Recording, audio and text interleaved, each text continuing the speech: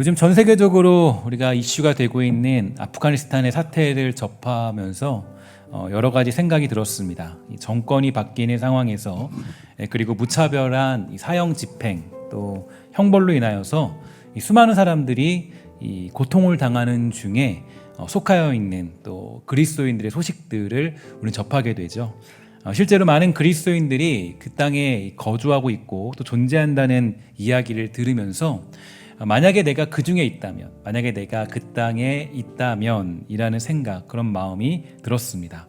얼마나 무섭고 두렵고 떨릴까요? 언제 죽을지 모르고 또 언제 그렇게 이제 사형당할지 모르고 또 어떻게 총살당할지 모르는 그런 상황들, 굉장히 심각하게 그런 일들을 저지르고 있다라는 것을 영상을 통해서 또 여러 가지 상황을 통해서 우리는 확인할 수가 있게 됩니다.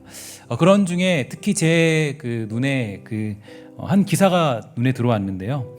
이분이 그 땅에서 어떤 일을 했는지는 어떤 사고를 했는지는 알 수 없지만 이 어림잡아서 그 상황을 파악할 수 있는 기사를 보게 되었는데 이분의 기사를 보니까 원래 이분이 한국에서 형사 생활을 하다가 돌연 2005년쯤에 모든 것을 정리하고 이제 아프가니스탄에 가서 이 태권도를 가르치기로 작정했다고 합니다.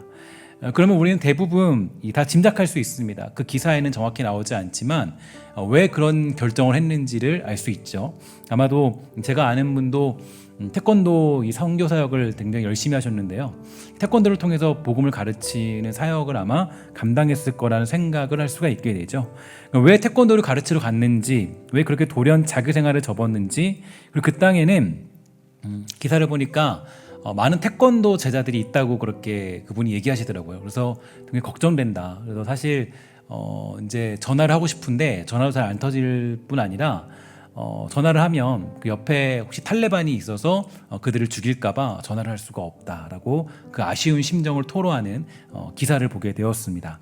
그러니까 그분이 어떤 사역을 했고 뭐 어떻게 뭐 교회를 뭐 어떻게 했고 뭐 그런 신앙적인 이야기가 나오는 기사가 아니라 그냥 일반적인 기사이기 때문에 어림잡아 나오게 되었지만 아마 이제 여러분들 모두는 다 추측할 수 있을 겁니다. 아, 그분이 선교하러 갔구나. 그 태권도를 통해서 예수 믿도록 하도록 하기 위해 그들을 그가 이제 그 자리에 갔다 왔구나. 그런 생각을 할 수가 있을 것입니다. 얼마나 무섭고 두렵고 떨릴까요? 심지어가 그분이 얘기하기를 두렵다, 떨린다. 그 태권도 제자들이 지금 어떻게 지낼지 너무 걱정된다. 이렇게 생각을 하시더라고요. 그런 마음을 생각하면서 저는 이 요한계시록이 떠올랐습니다. 여러분 그 요한계시록은 그 위기 상황에 우리의 가장 중요한 위로와 힘을 주는 그런 우리 성경이죠. 사도 요한은 이 반모섬에 갇혀서 이 자기 인생을 마감하는 그런 인생이었습니다. 그러나 하나님은 그에게 아주 놀라운 환상들을 보여주셨고 이 천상교회의 영광이 무엇인가를 알려주셨는데요. 특히 당시에 많은 성도들은 이 로마의 핍박으로 인하여서 좌절하고 절망하던 그런 시대를 살고 있었습니다. 그러나 하나님은 그 강력한 로마 군인들로 인하여서 좌절하고 절망하지 말라고 하늘나라의 강력한 군대의 모습을 보여주신 거겠죠. 그래서 요한에게 그 모든 모습을 알려주시면서 그들을 위로하라고 요한을 택하여 부르셨고 요한이 그런 환상들을 볼 수가 있게 된 것입니다. 하나님은 이런 기적을 보여주셨는데요. 이 요한계시록 12장 1절과 3절의 내용을 보면요, 이렇게 되어 있습니다. 하늘에 큰 이적이 보이니 해를 옷 입은 한 여자가 있는데 그 발 아래에는 달이 있고 그 머리에는 12별의 관을 썼더라. 하늘에 또 다른 이적이 보이니 보라, 큰 붉은 용이 있어 머리가 7이요 그 여러 머리에 7 왕관이 있는데, 이런 내용이 여기에 담겨져 있죠. 여기에 나오는 이적이라는 것은요, 이 원어로 보면 세메이오이라는 그런 단어입니다. 그래서 이거는 사인 혹은 표지판이라는 뜻을 가지고 있는데, 즉 하나님은 하나님 나라의 큰 그림, 그 표지판을 보여주심으로써 먼저 지도자인 사도 요한이 절망과 두려움 속에서 회복되도록 하셨고, 회복된 그가 기록한 요한계시록을 통해서 이 고통당한 당시에 수많은 초대교회 성도들이 그 현실을 이겨낼 수 있기를 바라셨습니다. 오늘 살아가는 그 땅에도 이 세메이온, 즉 하나님의 나라의 표지판이 보여지게 되기를 저는 간절히 소망합니다. 특별히 거기서 그 땅에서 정말 이제 예수 믿고 살아가는 그 인생의 괴로움들, 그 예수 믿고 살아가는 고통, 그것을 부인할 수 없고 그것을 증명하고 나타내는 그 길을 걸어가야 되는 길. 순교한다라는 것이 여러분들과 저에게 어떻습니까? 가장 큰 영광이죠. 사실 이게 우리 큰 영광인데 두렵고 떨리는 것은 우리가 어쩔 수 없는 일입니다. 과연 우리는 어떨까? 우리가 만약에 이런 상황에 처하면 여러분들은 어떤 선택을 하시겠습니까? 우리는 과연 정말 내가 여기서 목숨 걸고 예수 그리스도를 나의 구주로 고백하면서 정말 그 길을 걸어가겠습니까? 아니면 나는 이제 필요 없다, 괜찮다, 혹시 그렇게 택하게 될까요? 정말 이거는 우리가 장담할 수 없는 일이죠. 그러나 정말 바라는 것은, 기도하는 것은, 제가 이렇게 기도를 많이 했어요. 하나님, 그 땅에 있는 사람들이 담대하게 용기 있게 그 영광의 길을 가도록 허락해 주세요라고 사실 기도를 많이 합니다. 사실 그게 우리의 가장 큰 영광이기 때문이에요. 하나님 안에서 죽으면, 순교하면 그것보다 더 큰 기쁨은 없죠. 다만 두려움과 떨림은 우리가 어쩔 수 없습니다. 무서워질 수밖에 없어요. 무서움이 있을 수밖에 없죠. 그래서 저는 기도했습니다. 하나님, 그들에게 이 영적인 세메이온이 임하여서 하나님 나라의 표지판이 보여짐으로 그 어려운 그 역경을 잘 이겨낼 수 있도록 저는 기도했습니다. 그래서 그 죽음의 위기 속에서도 이 영광의 나라를 향하여 달려가는 용기와 담대함이 있기를 여러분들도 기도해 주시기를 주의 이름으로 당부를 드립니다. 나아가 오늘날 이 코로나 시대를 보내는 저와 여러분, 우리 모두가 이 날마다 부딪히는 수많은 현실의 어려움들 속에서도 이 무너지지 않고 그것을 극복할 수 있는 세메이온, 그 세메이온이 여러분들에게 주어져서 이때에도 우리가 하나님이 주시는 그 영광을 바라보며 승리하는 믿음의 백성이 다 되기를 주의 이름으로 간절히 부탁을 드리겠습니다. 신앙생활은 사실 이 세메이온을 가지고 살아가느냐 살아가지 않느냐에 따라 달라지게 되는데요. 오늘 우리가 보는 시편은 바로 이 세메이온을 가진 사람의 고백이 등장합니다. 시편 66편의 저자가 누구인지는 알 수가 없어요. 왜냐하면 거기에서 정확하게 누가 불렀다라고 써있지 않기 때문에 알 수는 없지만 12절에 보면 이런 말씀이 있습니다. 사람들이 우리 머리를 타고 가게 하셨나이다.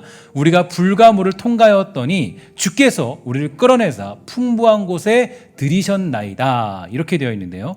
이 내용들을 이렇게 미루어 짐작했을 때 비슷한 구절이 있는데 이사야 43장 2절에 보면 내가 물 가운데로 지날 때 내가 너와 함께 할 것이라 강을 건널 때 물이 너를 침몰하지 못할 것이고 내가 불 가운데로 지날 때 타지도 아니할 것이고 불꽃이 너를 사르지도 못하겠다 이렇게 되어 있죠. 그러니까 이 내용이 비슷하고 또 다른 것들을 좀 추측해 보았을 때 시편 66편의 저자는 히스기야다라고 추측을 하고 있습니다. 이 시편을 작성하게 된 배경을 히스기야로 생각을 한다면 아마도 이 아수르의 침략 중에 이 승리를 주신 하나님을 높이고 경배하는 내용으로서 우리가 살펴볼 수 있는 내용이 시편 66편이 될 수가 있겠죠.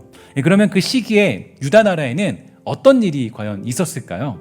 일단 히스기야가요, 이 왕으로 즉위하게 되면서 그는 아주 중요한 개혁들을 일으켰는데 그 개혁들을 보면 5가지의 중요한 요점이 있습니다. 첫 번째로는 이 성전을 깨끗이 청소했고요. 청소에 따라서 쓸고닦고라기보다도 여러 가지 것들을 청소했던 거죠. 그 다음에 두 번째로 우상과 제단을 헐었고, 세 번째로 제사장과 레위인 제도를 확립했고요. 그 다음에 네 번째로는 11조 제도를 회복했고, 다섯 번째로는 유월절을 다시 지키도록 하는 그러한 일을 이룬 사람이 바로 히스기야였습니다. 그는 아주 열심과 힘을 다하여서 하나님을 섬겼고 유일하신 여호와 하나님의 신앙을 회복한 사람, 그 사람이 바로 히스기야 왕이었죠. 그렇게 히스기야가 이 나라를 다스리게 되자 이제 그 나라에 평안이 계속될 것처럼 보였습니다. 하지만 그 당시에는 아주 그 열강들이 굉장히 많았고 아주 강력한 그런 열방의 침입들이 있었던 그런 시기였어요. 특별히 그때는 그 아수르라는 나라가 이제 패권을 장악하던 그런 시기였는데요. 근데 그 아수르가 침략을 계속하게 되었고 침략을 계속할 때 이 히스기야는 나름대로 이제 국민들을 보호하고 백성들을 보호하고 또 나라를 지켜내기 위해서 이 아수르라는 나라에게 이 조공을 바치게 되었습니다. 그러면서 이제 근근히 나라를 유지하고 있었지만 결국 아수르가 이제 애국과 동맹을 맺으려고 하는 그런 상황들, 여러 상황들을 통해서 그 아수르가 가만히 있지 않고 이제 히스기야를 정벌하고 유다 나라를 정벌하기 위해서 대군을 이끌고 오죠. 18만 5천 명이라는 엄청난 대군을 이끌고 쳐들어왔습니다. 그러니까 이 모든 백성들은 그 당시에 두려움에 사로잡히게 되었고요. 이 당시에 아수르는 최강의 군대였을 뿐 아니라 18만 5천 명이라는 군대는요, 도저히 유다 나라에서는 감당할 수 없는 숫자였습니다. 그러니까 아무리 성벽에서 싸워도 이길 수 없는 그런 숫자가 18만 5천 명이라는 숫자였다라는 거죠. 그리고 이제 유다가 항복할 일만 남았습니다. 그래서 그 사네립 왕이 이제 그 자신의 신하 랍사게를 통해서 그들이 항복하라고 전언을 하는데요. 이 전언을 보면 정말 재밌고 또 두렵고 또 이 전언을 봤을 때 어쩌면 항복하고 싶은 마음이 더 강하게 들 수밖에 없는 전언을 가지고 옵니다. 한번 볼까요? 이사야 36장 13절에서 18절 내용입니다. 이에 랍사게가 일어서서 유다 방언으로 크게 외쳐 이르되 너희는 대왕 아수르의 왕의 말씀을 들으라. 왕의 말씀에 너희는 히스기야에게 미혹되지 말라. 그가 능히 너희를 건지지 못할 것이니라. 히스기야가 너희에게 여호와를 신뢰하게 하려는 것을 따르지 말라. 그가 말하기를 여호와께서 반드시 우리를 건지시리니 이 성이 아수르 왕의 손에 넘어가지 아니하리라 할지라도 히스기야의 말을 듣지 말라.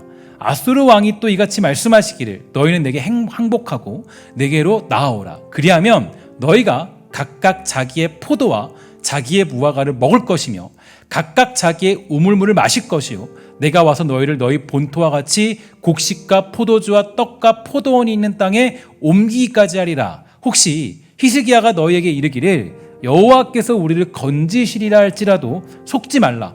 열국의 신들 중에 자기의 땅을 아수르 왕의 손에서 건진 자가 있느냐, 이렇게 반문하고 있습니다.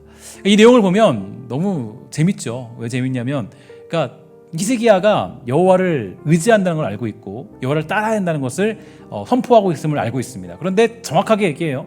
그의 말을 듣지 말아라. 그 말을 듣지 말고 너희들 아수르 대왕이라고 얘기하잖아요. 이미 하나님을 완전히 모욕한 거예요.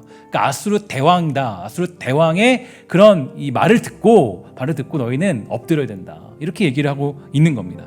그래서 여러분과 제가 잘 알고 있는 이 사네립 왕의 신하 랍사게의 전언이죠.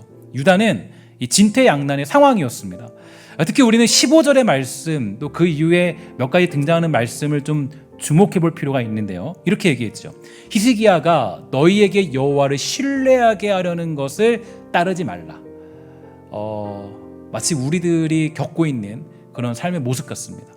그러니까 저는 이걸 보면서 마치 세상이 우리에게 말하고 있고 현재 우리 이 코로나를 지내고 있는 이 주의 백성들에게 전언하는 그런 이야기로 저는 들렸습니다. 일단 이스라엘은 아브라함의 때로부터 모세를 통해서 애굽을 나와 가나안에 정착하고 히스기야 시대에 이르기까지 오직 여호와를 신뢰하고 믿고 따르는 것을 정체성으로 삼은 신앙 공동체 아니겠습니까? 그러므로 이 말은 여호와의 백성이라는 정체성, 너의 정체성을 포기해라 라고 얘기하는 거예요. 여러분, 우리가 내 정체성을 지키는 건 너무 중요합니다. 예수 믿고 살아가는 백성, 그러니까 하나님의 백성, 하나님의 사람으로 살아가는 것. 근데 우리가 어떤 유의무이하게 여기는 아니고 저기는 아니고 그러면 안 돼요.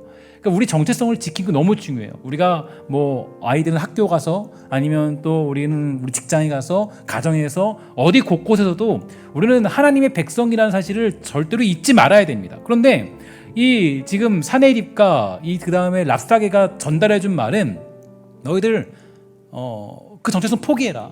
하나님 믿는 사람 정체성 포기해라. 지금 이렇게 위기가 왔는데 너희들 뭐 하는 거냐? 당장 엎드려라 라고 얘기하고 있습니다. 참 무서운 얘기죠. 제가 사실 이 말씀을 보면서 뭐랄까요? 어떤 이 마음속에 있던 진짜 그냥 세상이 우리가 하는 말 같아요. 요즘에 계속적으로. 그래서 지난 수요 예배 때도 제가 잠시 설명을 드렸는데요. 이번에 그 나라에서 전달해준 문서가 있습니다. 나라에서 이제 우리 종교 시설이 위험하다. 거기 가지 마라. 너희들 잘 지켜라. 이런 식으로 우리가 얘기하잖아요.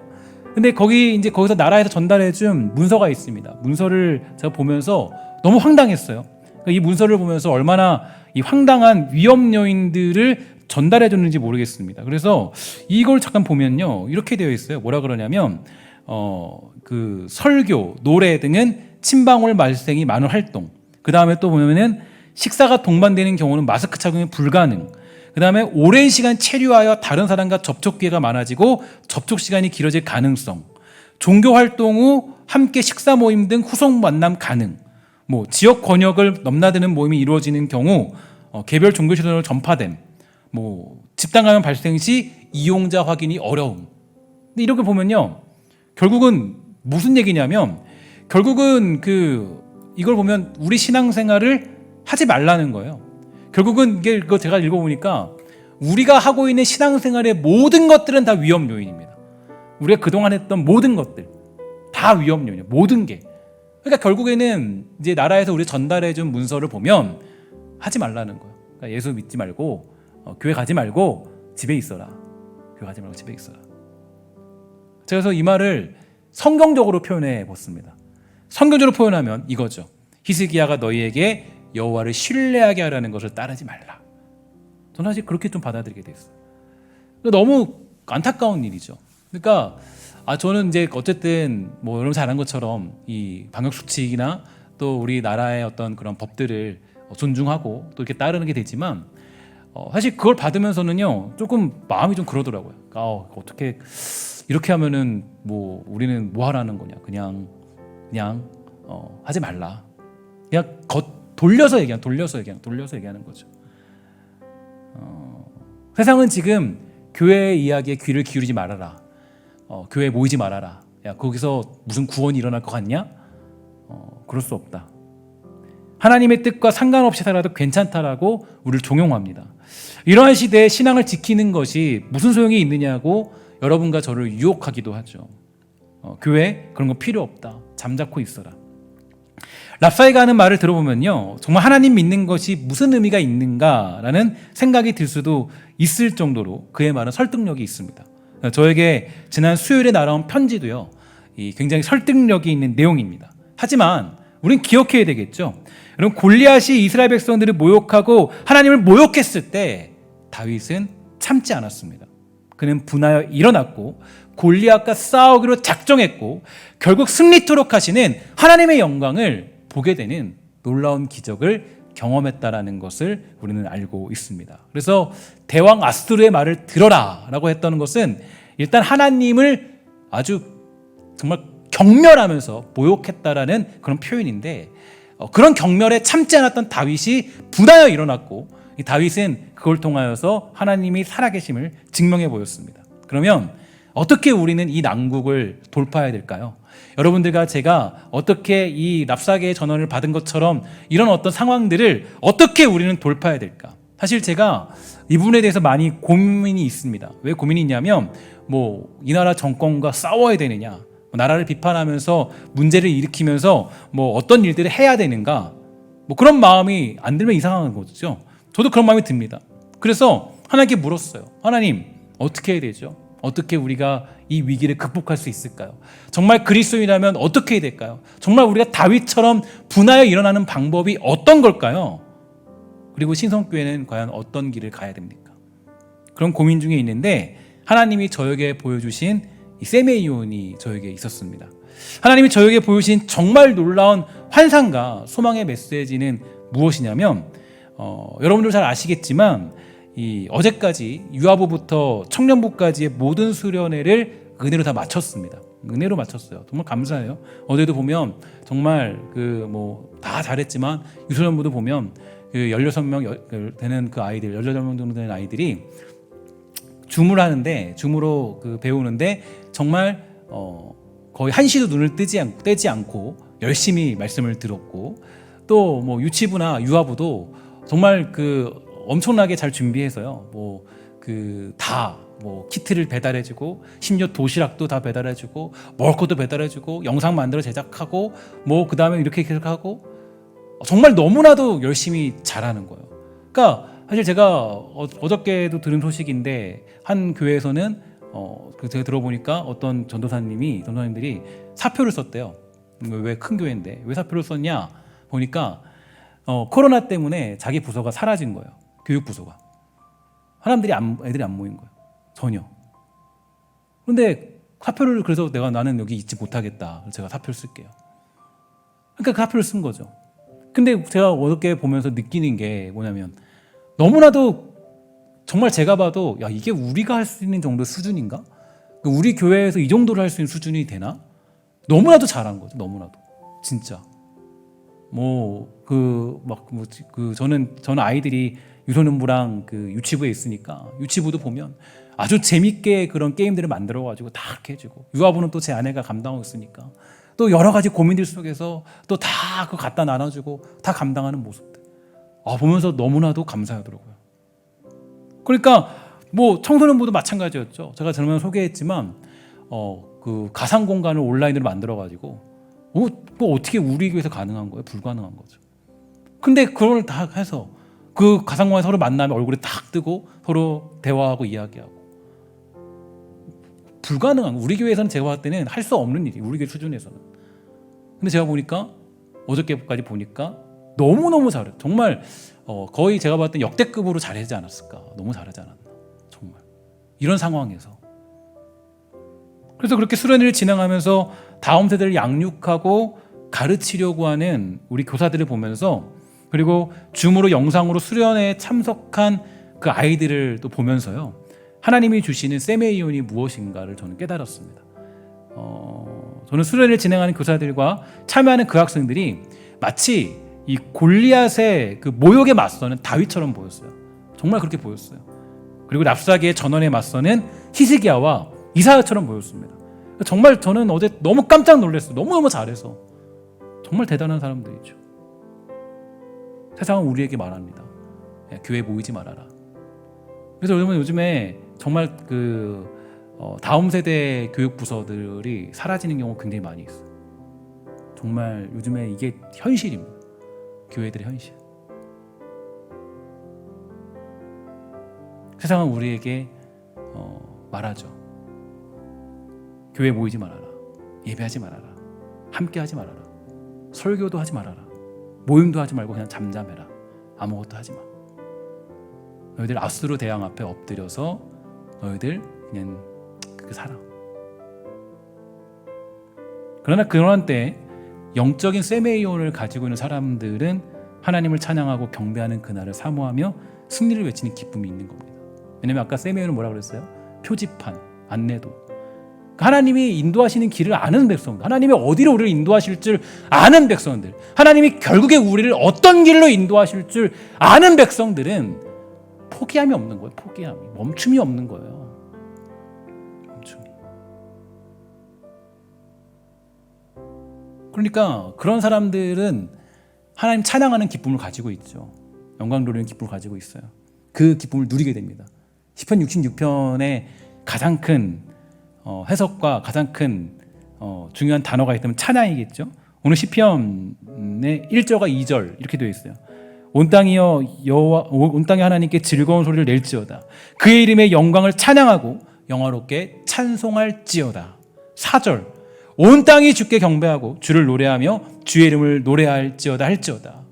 8절 만민들아 우리 하나님을 송축하며 그의 찬양 소리를 들리게 할지어다. 20절 하나님을 찬송하리로다. 그가 내 기도를 물리치지 아니하시고 그의 인자하심을 내게서 거두지도 아니하셨도다.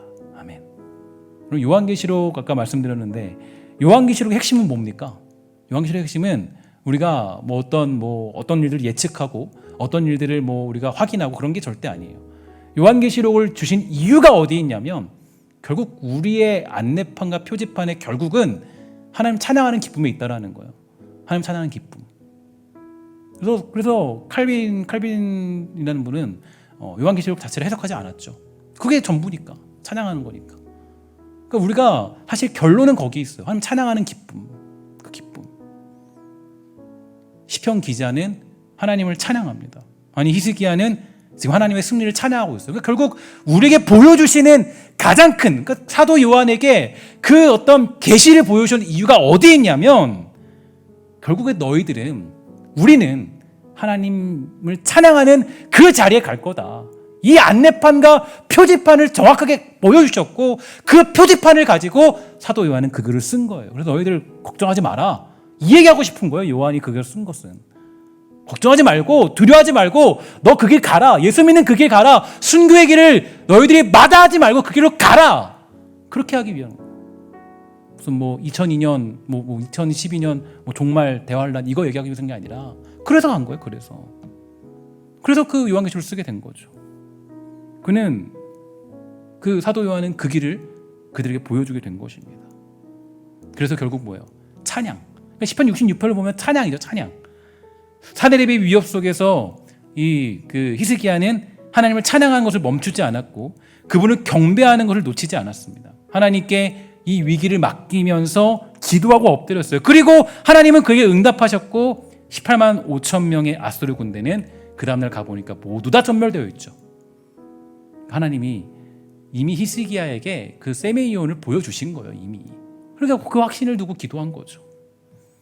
위기 속에 이 세메이온을 품고 있던 한 사람의 기도가 하나님의 영광을 나타낼 수 있던 것입니다.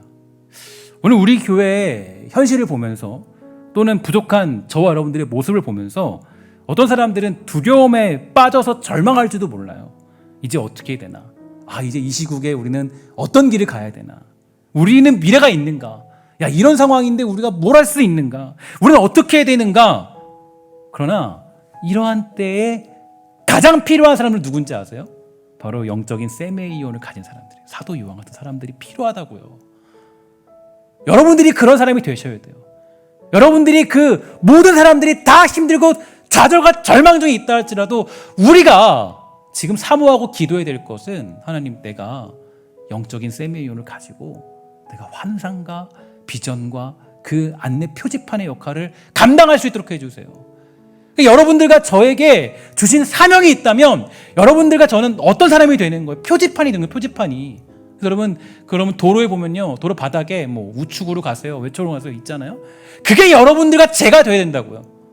그래서 여러분들이 뭐 해야 돼요? 우리가 뭐 해야 되는 거예요? 언제나 우리를 봤을 때, 그래, 하나님 찬양하는 쪽에 가는 게 맞지.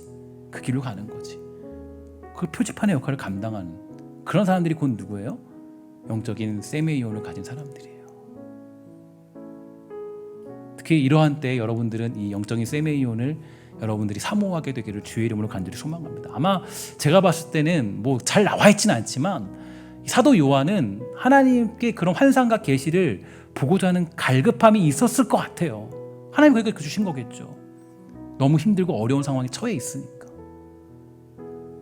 여러분들도 우리도 그런 사람이 돼야 돼요.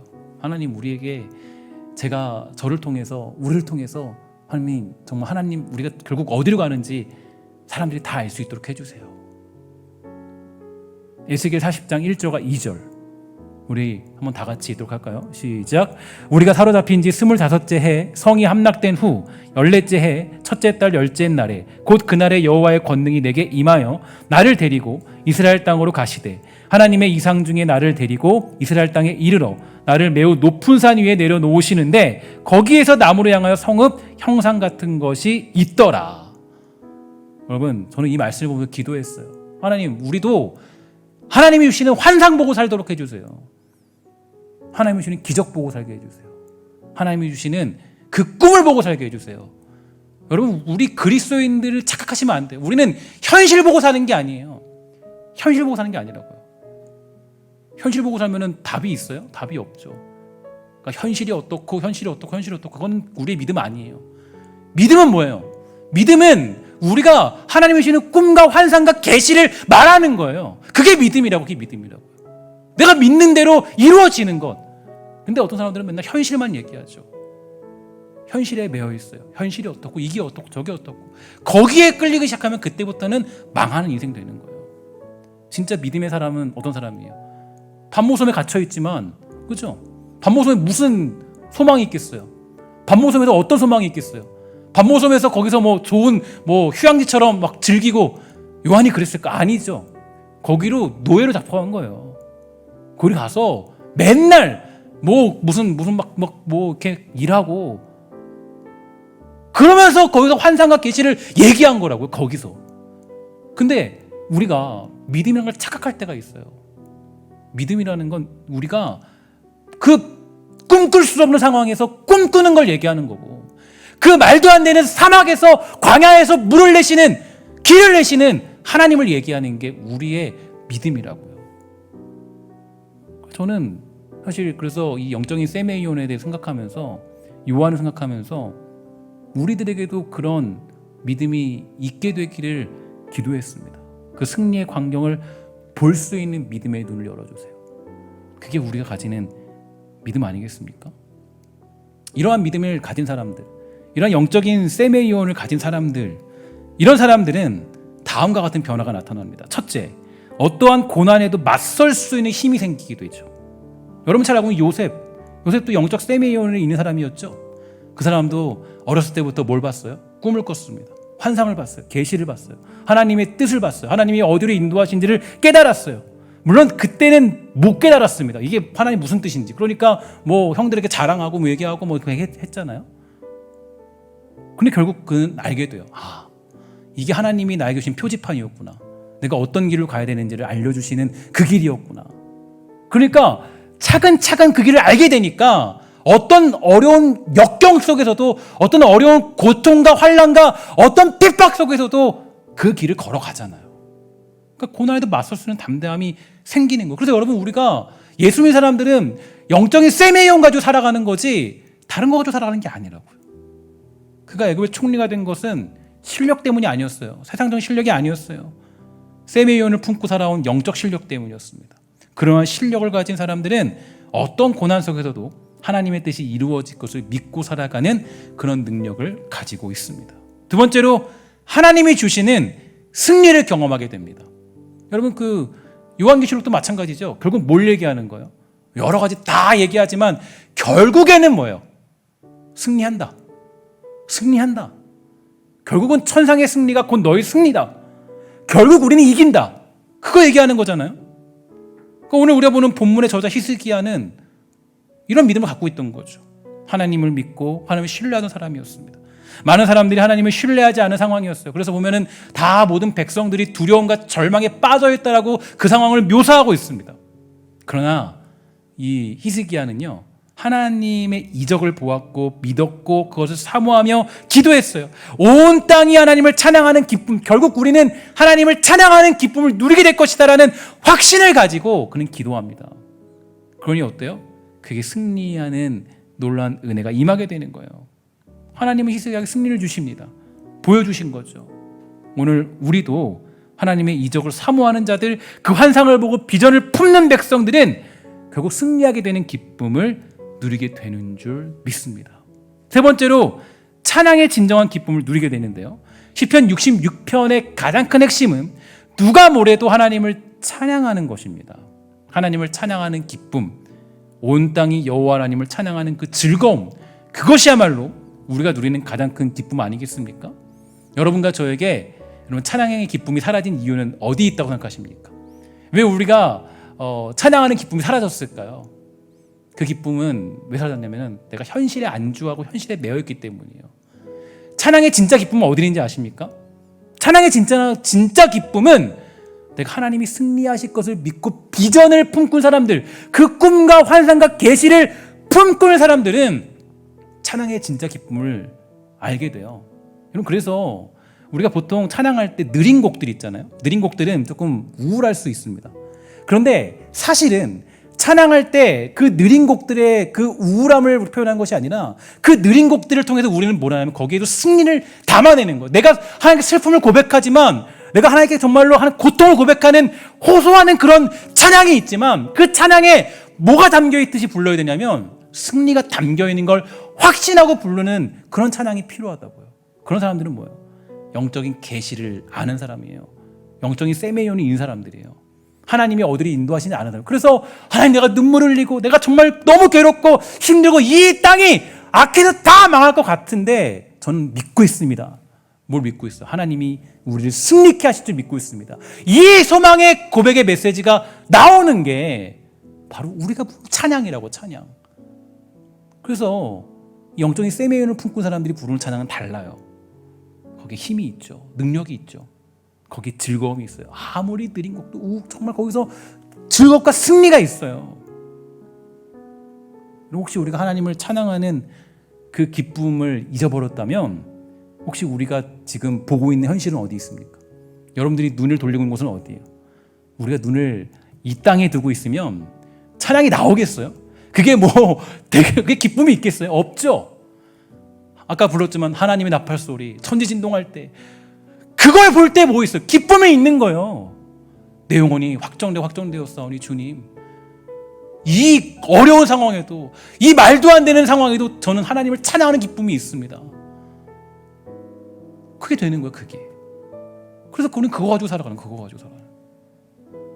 눈물은 펑펑 흘리지만, 너무 괴로워서 눈물을 펑펑 흘리지만 하나님이 주시는 은혜를 따라 소망 가지고 살아가는 그 강력한 찬양들, 그 찬양이 바로 영적인 세메이온을 품꾸는 사람들이 가지고 있는 놀라운 능력의 찬양이 되는 겁니다.